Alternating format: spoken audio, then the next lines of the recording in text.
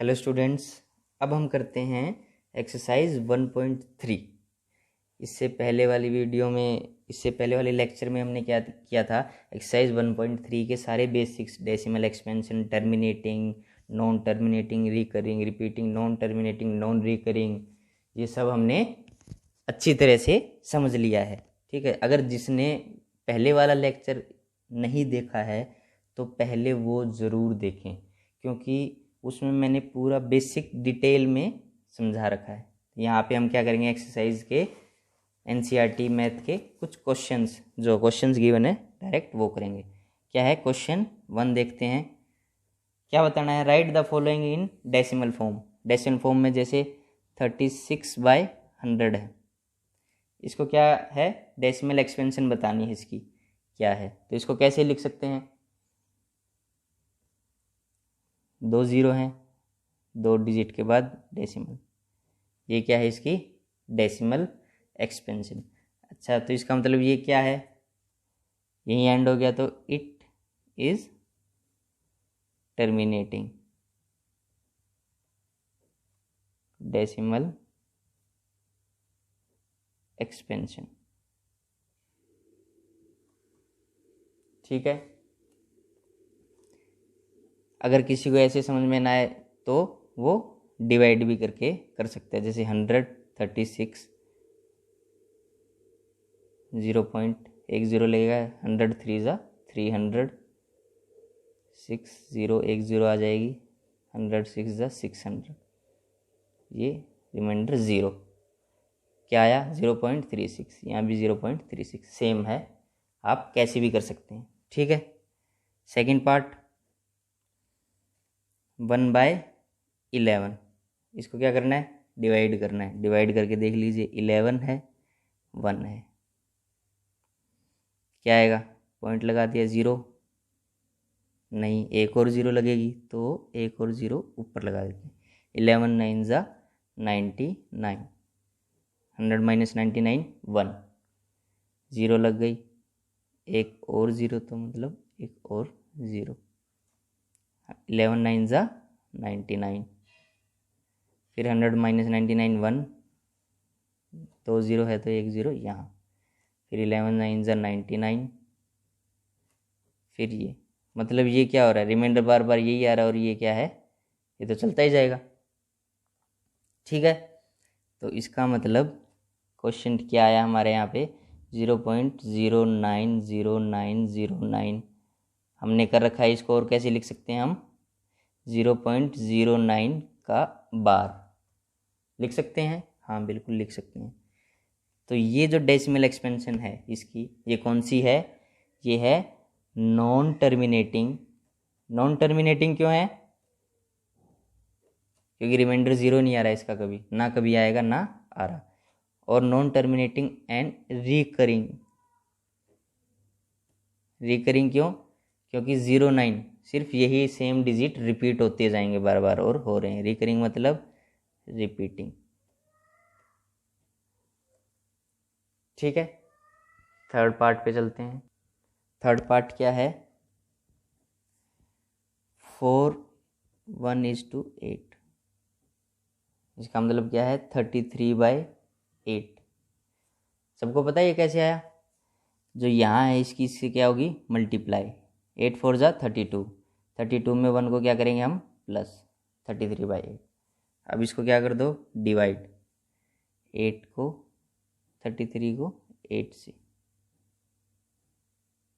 क्या आएगा बताओ, 8 4 ज़ा 32, माइनस करोगे 1, पॉइंट लगा दो, 8 1 ज़ा 8, 2 आ गया, 8 2 ज़ा 16, 4 आ गया।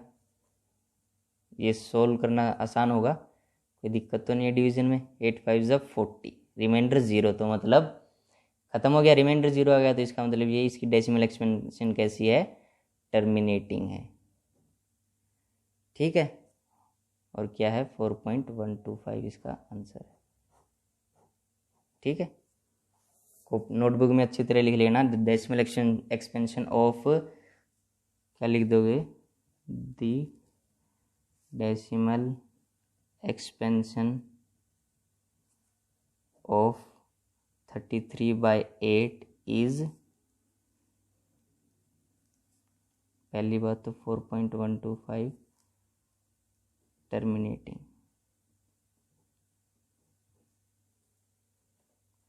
That is terminating. ठीक है, नेक्स्ट पार्ट देखते हैं, फोर्थ पार्ट। फोर्थ पार्ट क्या है, 3/13। 3/13 को डिवाइड कर लो,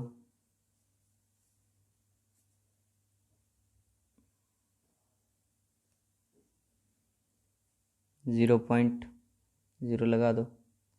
13 2 ज़ा 26, 4 0, 13 3 ज़ा 39, 1 0, फिर एक और 0 लगेगी तो यहाँ भी लगा दो। 13 7 ज़ा 91, 9, फिर 0, 13 6 ज़ा 78, कितना आएगा, 10 में से 8 गए 2, 8 में 7 1। समझ में आ रहा है ना, सिंपल डिवीजन कर रहा हूँ मैं। ठीक है, अब क्या है, 12 वापिस छोटा है तो ये क्या है, एक और 0 लग जाएगी, फिर 13 9 ज़ा कर दो 117, 3, रिमाइंडर क्या आ गया वापिस 3, तो मतलब क्या है 0.23069 पे बार आ जाएगा। तो इसका मतलब तो डेसिमल एक्सपेंशन क्या है इसकी, नॉन टर्मिनेटिंग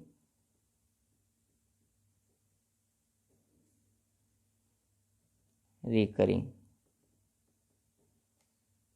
ठीक है, फिफ्थ एग्जांपल देख लेते हैं, 2/11। 11 को 2 से डिवाइड करके देख लेते हैं, 2 को 11 से, 0 पॉइंट यहाँ 0 आ जाएगा, कितना आएगा 11 1 ज़ा 11, कितना आएगा 9, 0 11 8 ज़ा 88, फिर 2 आया 11 1 ज़ा 11, फिर 9 आया 11 8 ज़ा 88, ये सेम चलता जाएगा। तो इसका मतलब इसका क्या आएगा 0.1818 डॉट डॉट डॉट या 0.18 बार। और ये कौन सा हुआ फिर, सेम नॉन टर्मिनेटिंग रिकरिंग। ठीक है, सिक्स्थ पार्ट, लास्ट पार्ट देखते हैं इसका, 329/400। अब देखिए इसमें एक चीज़ हम देखते हैं, अगर मैं 400 को 329 को 400 से डिवाइड करूँगा थोड़ा सा मुश्किल होगा, है ना, थोड़ी सी ज़्यादा बड़ी टर्म है। तो हम इसको क्या काम करते हैं, 329 इसको 400 को 4 × 100 लिख सकता हूँ मैं, 4 × 100 400, तो इसको 100 को ऐसे ही रहने देते हैं, 4 से डिवाइड कर देते हैं 329 को, क्या आएगा 329 को 4 से डिवाइड कर देते हैं, कितना आएगा 4 8 ज़ा 32, 9, 4 2 ज़ा 8, 1 पॉइंट लगा दो 0, 4 2 ज़ा 8, 10 में से 8 गए 2, 4 5 ज़ा 20, रिमाइंडर 0।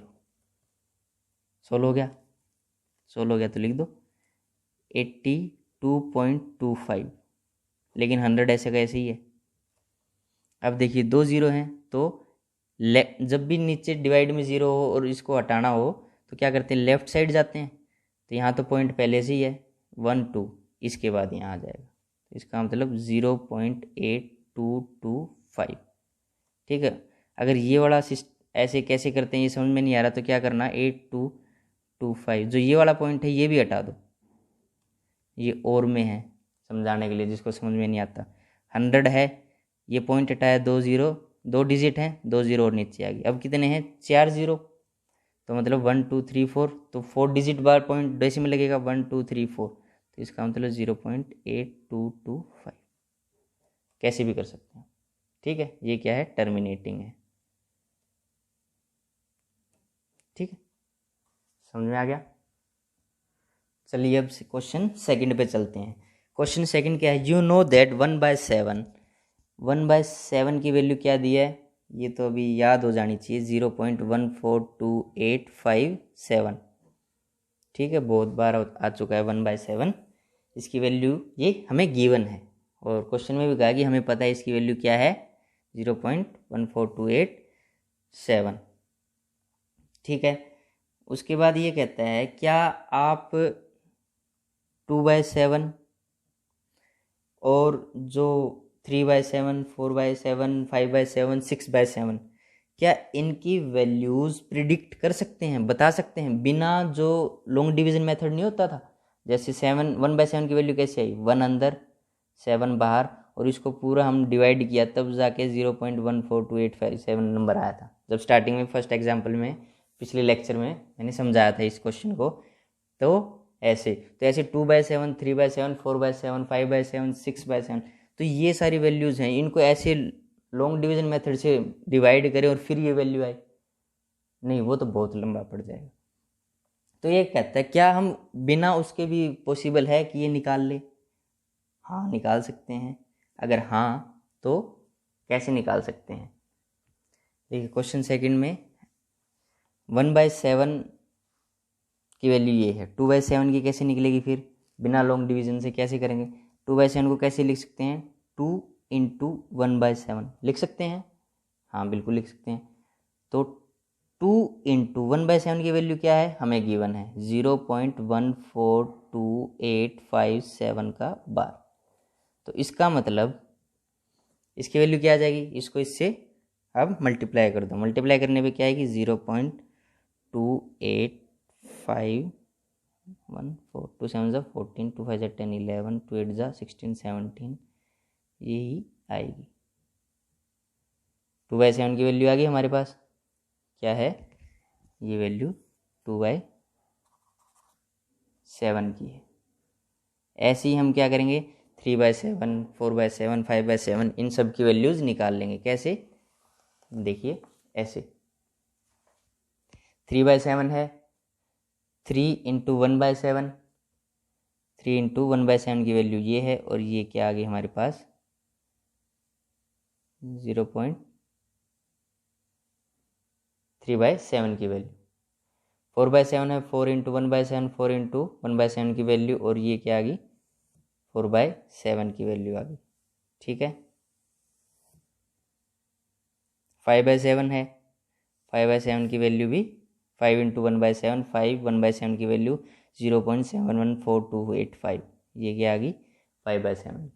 6/7 की कैसे आएगी, 6 × 1/7, ये 3/7, 4/7, इसको कैसे लिख सकते हैं, 6 × 1/7, 6/7 लिख सकते हैं, ये मेन बात थी इसमें समझने वाली। ठीक है, 6 × 1/7 की वैल्यू हमें गिवन है, और इसको फिर सीधा सोल्व कर देंगे, बस सेकंड क्वेश्चन इतना ही था।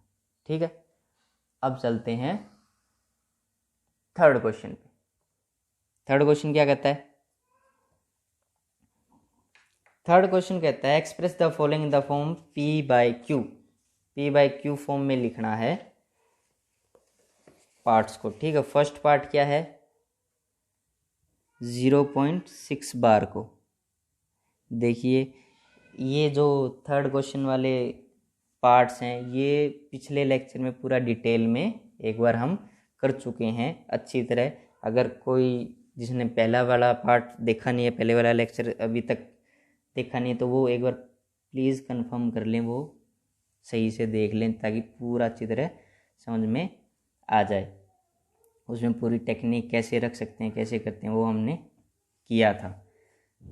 अब देखिए ये कैसे करेंगे डायरेक्ट, अब क्वेश्चन देखते हैं। ये क्या है हमें नहीं पता, तो हम क्या लेंगे इसको, let x is equal to 0.6666 dot dot dot, या इसको क्या कर सकते हैं, और x is equal to 0.6 bar, ये करवा चुका हूँ मैं पहले लेक्चर में।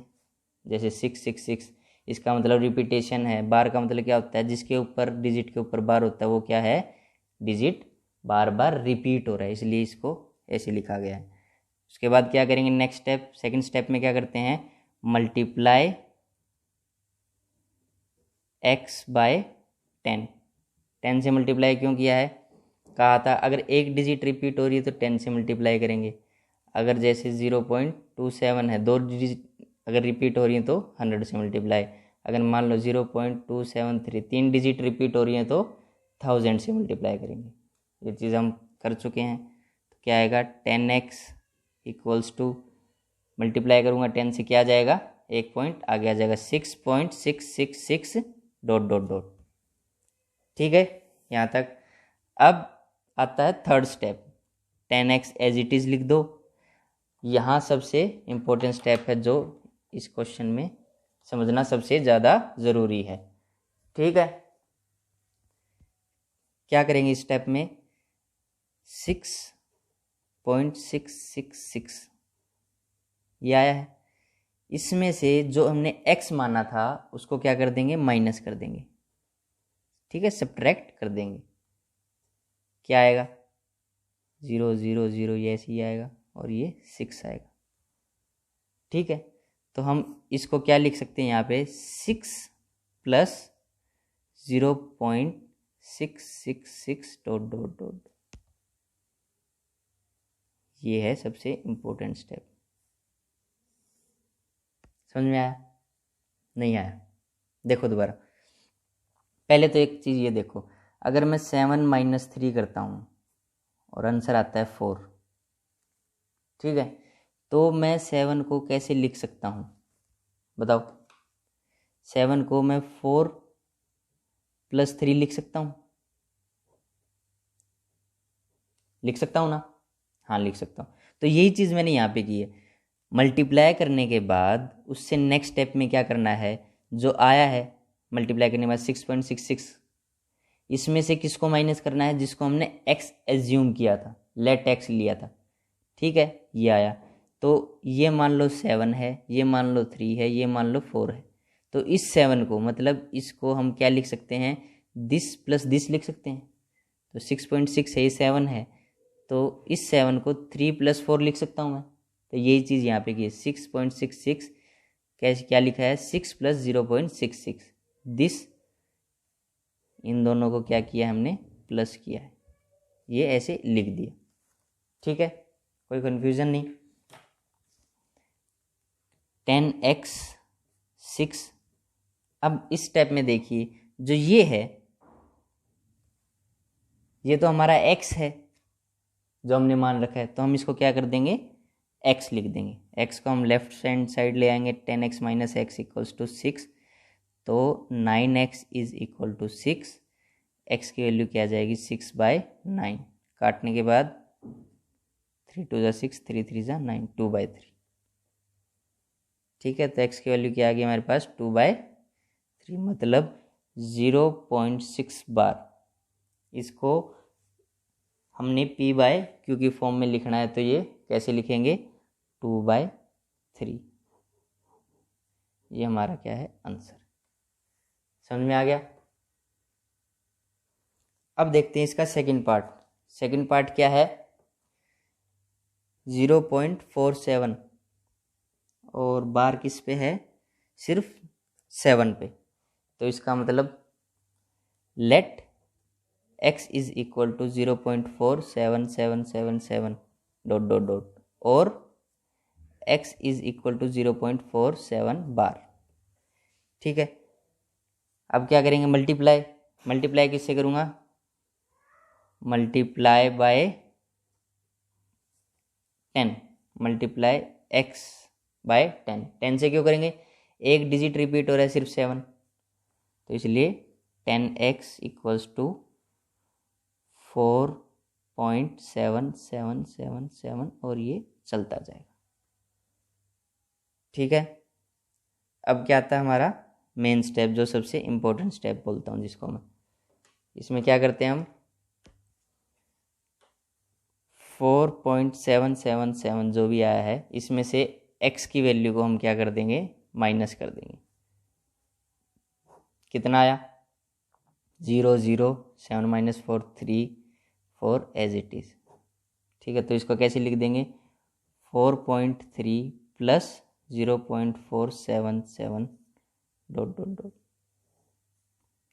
ठीक है, ये लिख देंगे। तो आगे क्या आएगा 10x इक्वल्स टू 4.3, जो ये था ये हमने क्या मान रखा है x मान रखा है, लेट x का रखा है, इसको हम x लिख देंगे।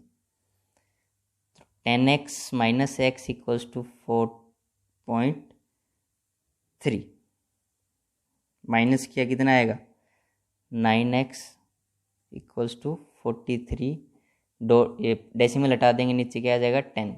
तो x की वैल्यू क्या आ जाएगी x इज इक्वल टू 43/90।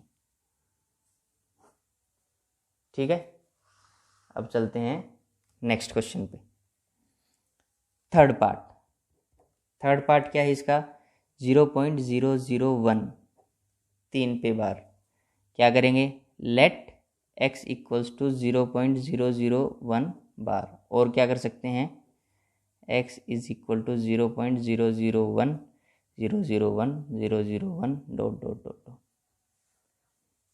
सबसे पहला काम फर्स्ट स्टेप तो हो गया। सेकंड स्टेप में क्या करते हैं कितने पे बार है, कितने डिजिट रिपीट हो रहे हैं 3 डिजिट, तो multiply x by 100। 3 digit repeat हो रहे हैं इसलिए 100 से मल्टीप्लाई। ठीक है, नहीं 100 नहीं 1000 से मल्टीप्लाई होगा, क्यों 3 डिजिट हो रहे हैं रिपीट, 2 से होता तो 100। ठीक है, तो कितना आएगा 1000x इक्वल्स टू 1000 से हो रहा है 3 डिजिट 1 2 3, तो मतलब यहाँ पे पॉइंट आएगा 1.001 001 001 डॉट डॉट डॉट। ठीक है, 1000x एज इट इज़।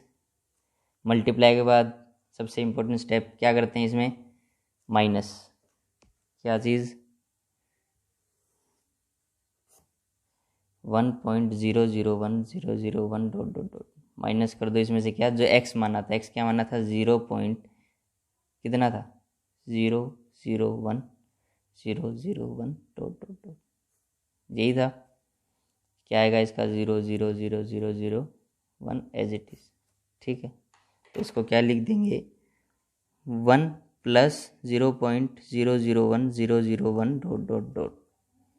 तो 1000x कितना हो गया 1 प्लस ये क्या है x की वैल्यू है, इसको x मान रखा हमने, तो ये x आ जाएगा। इस साइड ले आएंगे लेफ्ट साइड x को, तो 1 एज इट इज़। x की वैल्यू कितनी आ जाएगी 1/999। ये क्या आ गया हमारा 0.001 bar is equal to 1/999 in p/q form. 1/999। ठीक है, ये हमारा क्या है आंसर। ठीक है, फोर्थ क्वेश्चन क्या है एक्सप्रेस 0. क्या है 0.99999 dot dot dot dot dot, ये है। ठीक है, इसमें कहता है इसको p/q की फॉर्म में लिखो, मतलब इसको p/q की फॉर्म में, रैशनल नंबर की फॉर्म में इसको ऐसे लिखो। ठीक है, और जो आंसर आएगा क्या वो आपको हैरान करने वाला है, क्या आपको सरप्राइज कर देगा? अगर ऐसा है तो बताइए क्यों। एक बार इसको हम सोल्व करके देखते हैं होता क्या है। तो हम क्या करेंगे let x is equal to 0.9 bar लिख सकते हैं इसको, ऐसा रिपीट हो रहा है, या कैसे x इज इक्वल टू 0.9999। बहुत लंबा क्वेश्चन है।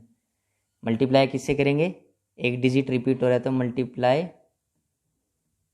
x बाय 10, कितना आएगा 10x is equal to 9.99999 dot dot dot.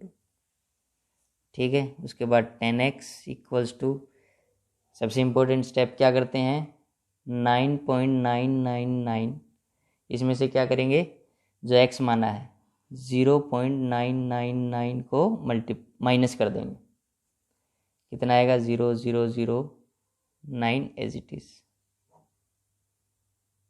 तो यहाँ कितना आ गया ये 9 + 0.9999, ठीक है। 10x 9 एज इट इज़, इसको हमने क्या मान रखा है, x मान रखा है, तो ये x लिख देंगे। 10x - x = 9, 9x = 9 और x = 9/9 क्या आ जाएगा 1। x की वैल्यू क्या आई 1।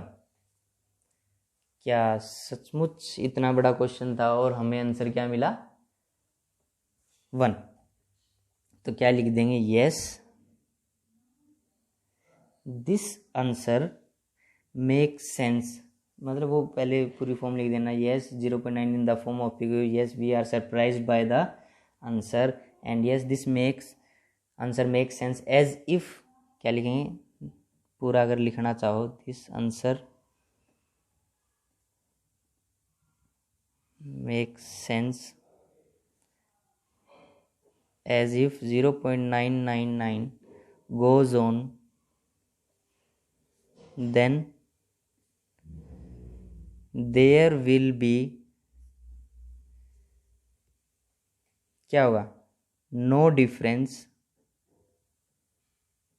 समझ रहे हो क्या बात बोल रहा हूँ। Yes this answer make sense as if 0.9, हाँ ये आंसर एक सेंस बनाता है कि अगर 0.999999 अगर चलता ही जाएगा तो 0.9999 में और 1 में कोई डिफरेंस नहीं होगा अगर ये ऐसे ही चलता गया। इसका मतलब that it means they will be same और इक्वल, वो बराबर ही हो जाएंगे अगर ऐसे ही चलते गए तो। ठीक है, समझ में आ गया क्वेश्चन। अब देखते हैं नेक्स्ट क्वेश्चन। क्वेश्चन 5 क्या कहता है, क्वेश्चन 5 कहता है what can the maximum number of digit in the repeating block digits in the decimal expansion. एक क्वेश्चन है 1/17, क्या है, फॉर एग्जांपल 1/17 है, ठीक है। तो इसमें ये कहता है जो क्वेश्चन आएगा उसमें कितने डिजिट रिपीट होंगे। जैसे एग्जांपल लो, हम 1/7 किया था हमने, 1/7 में क्या आया था क्वेश्चन 0.142857, ठीक है 142,857, मतलब 6 डिजिट थे, 6 डिजिट रिपीट हो रहे थे। तो ये कहता है ऐसे ही 1/17 है, इसमें कितने रिपीट होंगे, मतलब ये 1/7 ही इतना बड़ा था तो 1/17 कितना होगा, एक बार सोच के देखते हैं, ठीक है। तो ये कहता है प्रूव कीजिए, इसको डिवीजन से प्रूव करके दिखाइए कि ये कितना होगा। तो इसमें आपको मैं एक चीज़ पहले बता देता हूँ, जैसे नंबर्स हैं 7, 17, 19, 23, 47, 59, 61, 97, ये कुछ नंबर्स हैं, ठीक है। 7 था, ये 1/7 कर दो, 1/17, 1/19, 1/23, 1/47, 1/59, ये ऐसे कर दो, ठीक है। ये कुछ नंबर्स गिवन है। 1/7 का मेरे को बताओ कितना आया था क्वेश्चन, याद करिए 0.142857 रिपीट हो रहा था। कितने डिजिट हैं 1 2 3 4 5 6, मतलब 6 रिपीटिंग डिजिट्स हैं, ठीक है। तो जो इसका आएगा ये हो क्या रहा है, ये हो रहा है 7 - 1, एक डिजिट कम आ रहा है इनका, जो जिसको हम जिससे डिवाइड कर रहे हैं उससे एक कम क्वेश्चन में आ रहा है। जैसे यहाँ 17 है, 17 - 1 16 डिजिट रिपीट होंगे, 19 में 18 डिजिट रिपीट होंगे, 23 में 22 डिजिट रिपीट होंगे, 47 में 46 डिजिट रिपीट होंगे, 59 में 58, 61 में 60, 97 में 96। ये आप चेक भी कर सकते हैं कैसे, चाहे कैलकुलेटर से चाहे किसी से, क्योंकि इतनी बड़ी टर्म डिवाइड तो हम कर नहीं सकते। तो डिवाइड करके देखोगे और जो आंसर आएगा ना क्वेश्चन में उसको काउंट करना, तो वो यही मिलेंगे। ठीक है, तो इसमें हम क्या कर सकते हैं, ये अच्छा ये कंसेप्ट क्या है, ये कंसेप्ट रिलेटेड किससे है, साइक्लिक नंबर से रिलेटेड है ये कंसेप्ट, जो 9th क्लास के बाहर है। ठीक है, तो यहाँ पे maximum number of digits in the repeating block, जो क्वेश्चन में है given, in the repeating block of digits in the decimal expansion of 1/17 is क्या होगा, 17 - 1 = 16। और उसके बाद क्वेश्चन में गिवन है तो आपको ये एक बार 17/1 वाला डिवाइड करना होगा। ठीक है, तो इसका आंसर क्या आ जाएगा, क्वेश्चन में चेक कर लेना एक बार, 0.58823529411764 ऐसे कुछ आएगा, या फिर आप एक बार डिवाइड करके चेक कर लेना, ये बहुत ज़्यादा लंबा होगा। ठीक है, ये और ये जो डिजिट आए ना 1 2 3 4 5 6 7 8 9 10 11 12 13 14 15 और एक और रह गया 16 117। ठीक है, ये क्या होंगे, रिपीट होंगे। और ये क्या है, क्वेश्चन 5th। अब देखते हैं क्वेश्चन 6th। क्वेश्चन 6th क्या कहता है, look at several example of rational number in the form p/q where p and q integers with no common factor other than 1।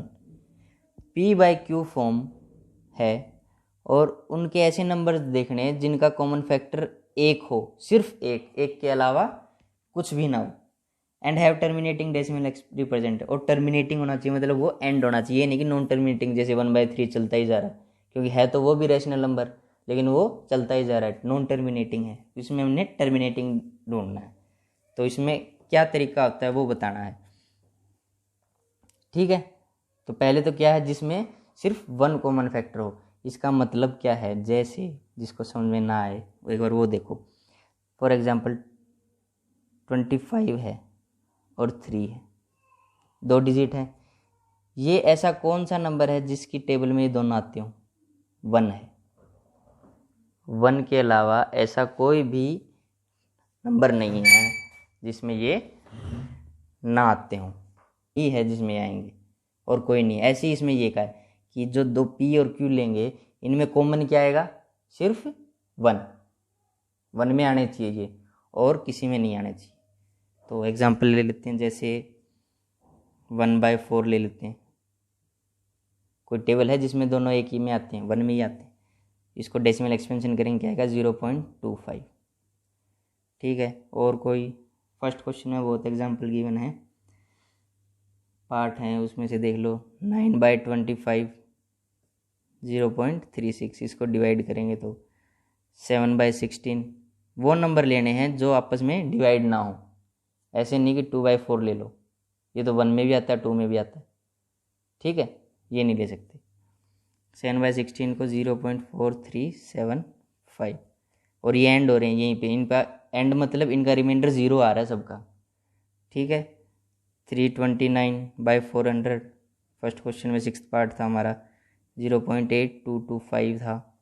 और क्या हो सकता है, 5 लेने ना, 33/8 ले लो, फर्स्ट क्वेश्चन में था 4.125।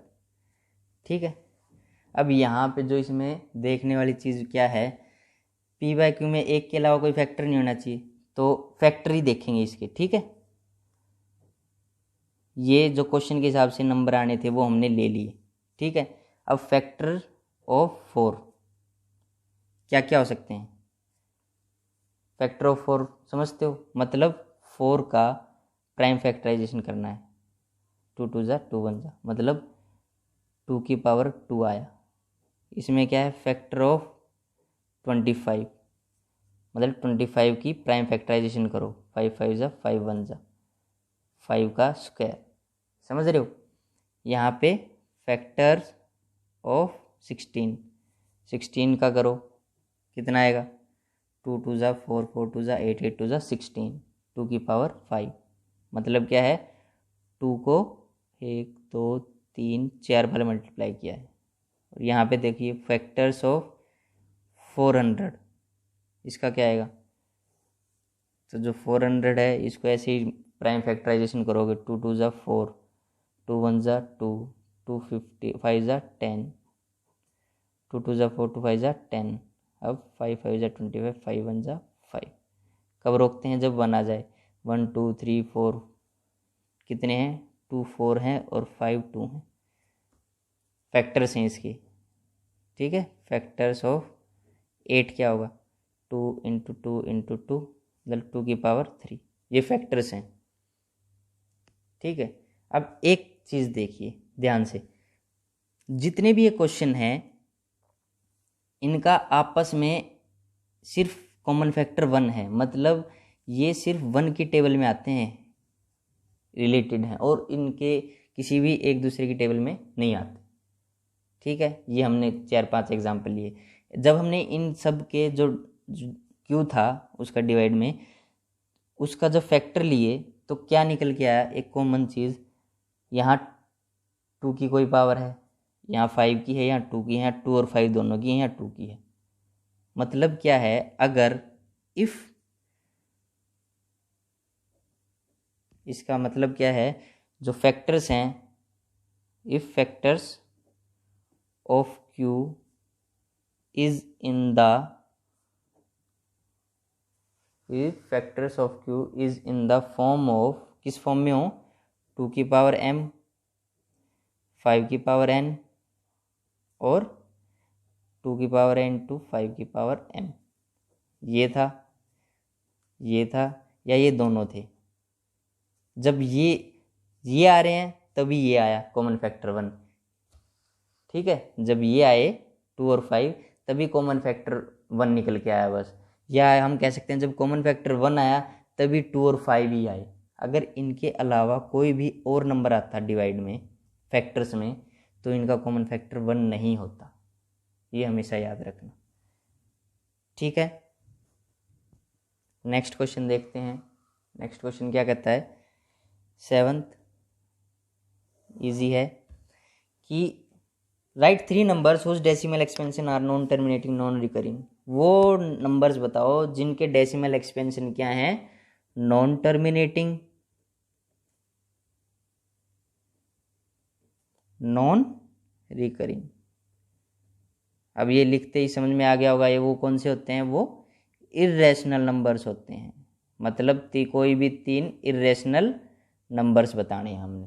तो इर्रेशनल नंबर सबको पता है कौन से होते हैं, रूट के अंदर कोई भी प्राइम नंबर लिख दो, √2, √3, √5, पाई, √11, √13, बहुत सारे हैं, ठीक है, कितने भी लिख लेना। ये था आपका सेकंड क्वेश्चन, 7th क्वेश्चन। अब देखते हैं 8th क्वेश्चन। 8th क्वेश्चन में क्या है, 3 डिफरेंट इर्रेशनल नंबर बताने हैं। हमने पिछले लेक्चर में एग्जांपल जो किया था सेम वैसे ही है, 5/7 है और 9/11 है, ठीक है। 8th क्वेश्चन क्या है, 5/7 9/11 के बीच में इर्रेशनल नंबर्स बताने हैं। देखिए 1/7 का हमें पता है, 1/7 की वैल्यू क्या थी, जब इसको डिवाइड करते हैं 0.142857, 5/7 की क्या होगी, इंटू 5 कर दो, इंटू 5 करने के बाद क्या आएगा, ये 5/7 निकल गया। 11/9, 9/11 का क्या होगा, 9 को 11 से डिवाइड करोगे तो कितना आएगा, 0.8181 ... चलता जाएगा, ठीक है।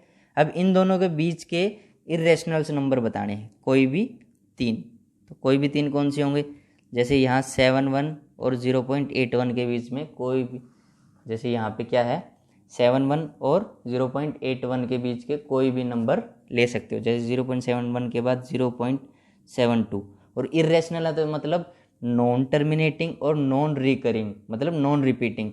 एक तो वो ख़त्म ना हो और दूसरा उसमें कुछ रिपीट ना हो, तो रिपीट नहीं करना। 720 7200 7200 72, ऐसे ही चलती जाएगा ये।